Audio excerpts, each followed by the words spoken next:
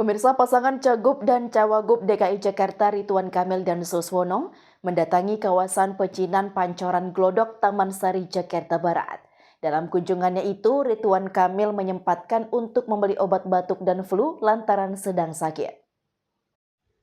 Calon Gubernur Jakarta nomor urut 1 Ridwan Kamil dan Suswono melakukan belusukan ke kawasan pertokoan di Pancoran Taman Sari, Jakarta Barat.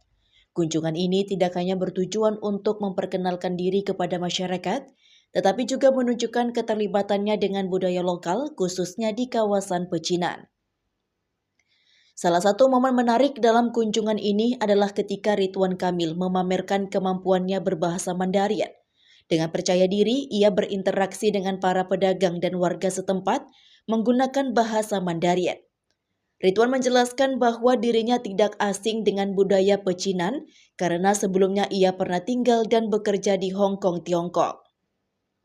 Selama belusukan, Ridwan Kamil memanfaatkan kesempatan untuk membeli obat-obatan tradisional yang dijual di toko-toko di kawasan tersebut.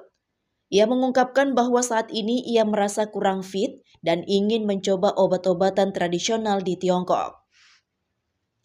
Ridwan Kamil juga menceritakan bahwa ini bukan kali pertamanya ia mengkonsumsi obat-obatan khas Tiongkok. Tetapi selama masa pandemi COVID-19, ia rutin menggunakan obat batuk tradisional asal Tiongkok untuk menjaga kesehatan.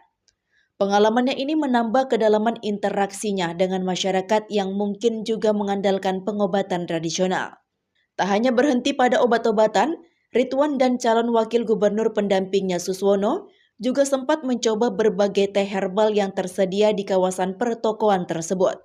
Momen ini menyoroti bahwa Ridwan Kamil untuk mengenal lebih dekat kekayaan budaya dan kuliner yang ada di Jakarta, sekaligus menunjukkan ketertarikan dan respek terhadap produk lokal.